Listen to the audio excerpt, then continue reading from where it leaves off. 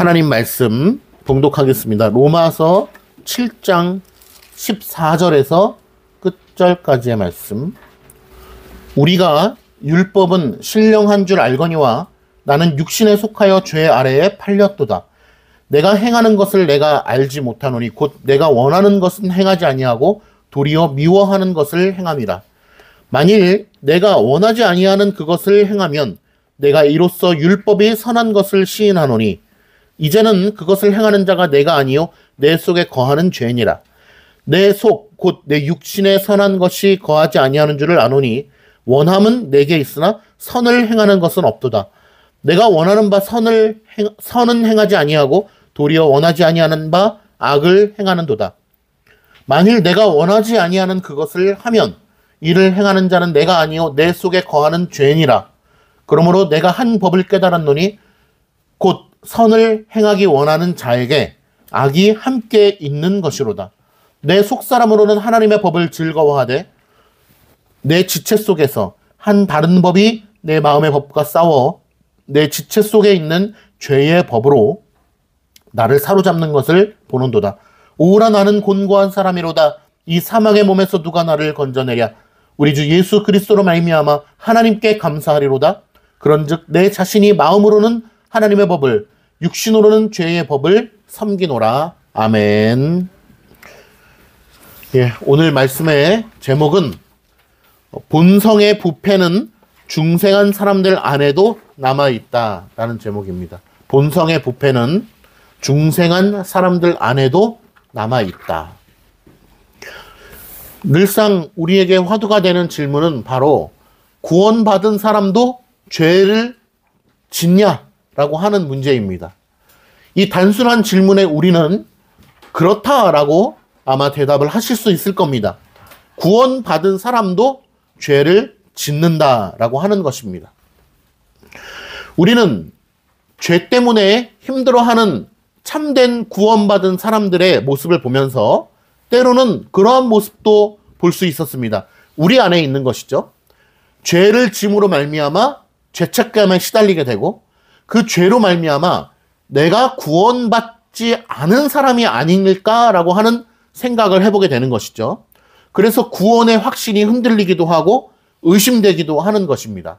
그러나 먼저 명확하게 진리의 명제를 말씀드린다면 첫 번째, 구원받은 사람도 오늘 제목처럼 중생한 사람도 거듭난 사람도 죄를 짓는다라고 하는 것입니다. 그러나 분명한 것은 그 죄로 말미암아 중생한 사람들은 죄책감을 느끼는 것이죠. 양심의 찔림을 느끼는 것입니다.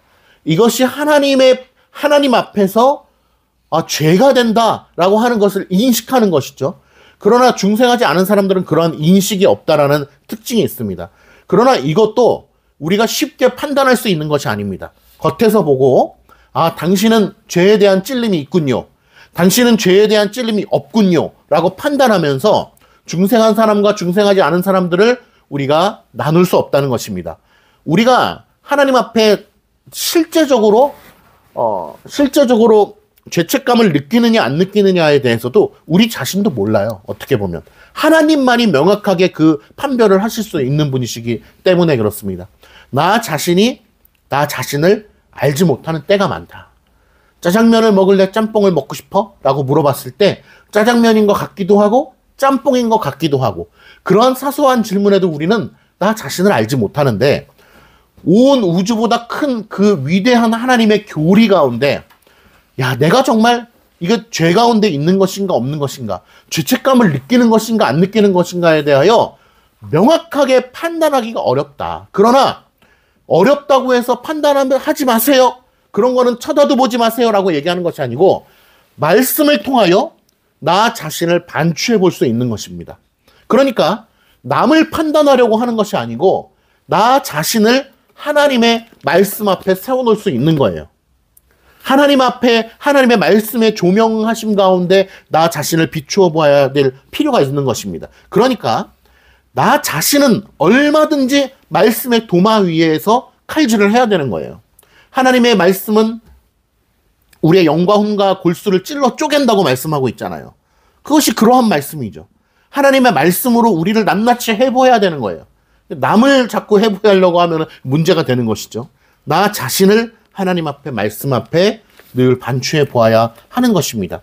그러나 그러한 말씀 앞에 반추하는 것, 말씀의 도마 위에 올려놓는 것도 바른 교리와 말씀 가운데서 그러한 일을 행해야지, 그릇된 교리와 잘못된 사상을 가지고 나 자신을 해부하려고 하면 그 완전 이단에 빠지게 되는 것입니다. 그렇기 때문에 거듭남을 우리가 말씀 안에서 반추하여 본다, 죄의 문제를 반추하여 본다, 그러한 모든 것을 하기 이전에 필요한 것은 뭐냐면 바른 교리의 말씀으로 우리를 성장시키는 것입니다. 그래서 바른 교리가 아니면은 우리는 아무것도 할 수가 없는 거예요. 오히려 바른 교리가 탑재되어 있지 않은 상태에서의 봉사의 열심, 바른 교리가 탑재되지 않은 상태에서의 열심 있는 헌금, 바른 교리가 없는 상태에서의 말씀에 나를 비추어 보는 것, 그 모든 것이 다 악한 것이 되는 겁니다. 다 오히려 이단을 낳게 되는 거예요. 그렇기 때문에 어떠한 열심을 하기 전에 우리는 바른 신앙으로 무장이 되어야 된다. 그런 것을 우리가 유념해야 된다라는 것을 다시 한번 말씀을 드립니다. 오늘 읽은 본문 말씀은 너무도 유명한 말씀이죠. 로마서를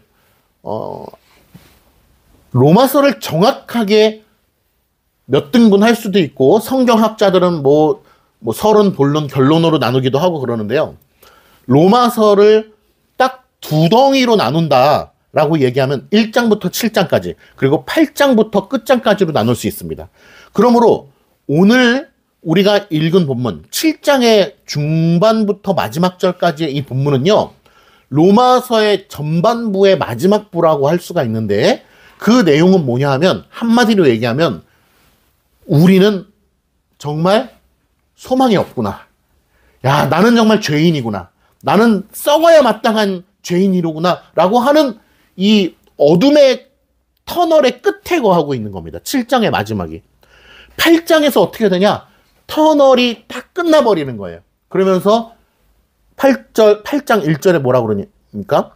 그러므로 이제 그리스도 예수 안에 있는 자에게는 결코 정죄함이 없나니 이는 그리스도 예수 안에 있는 생명의 성령의 법이 죄와 사망의 법에서 너를 해방하였습니다. 해방과 또 부활과 생명의 말씀을 선포하는 것입니다. 8장부터.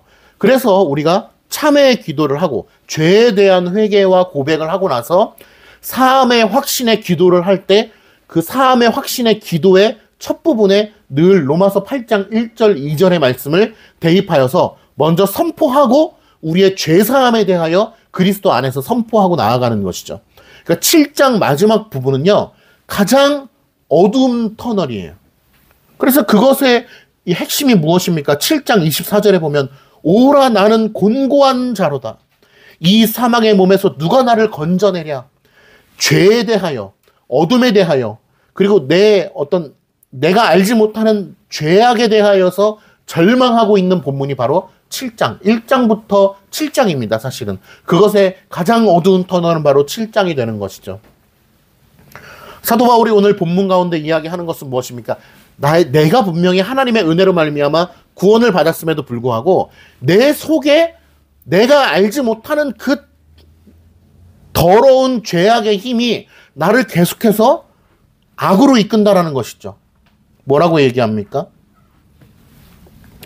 15절에 한번 보시겠어요? 7장 15절에 내가 행하는 것을 내가 알지 못하노니 곧 내가 원하는 것은 행하지 아니하고 도리어 미워하는 것을 행함이라. 보세요. 우리의 마음은 어떻습니까?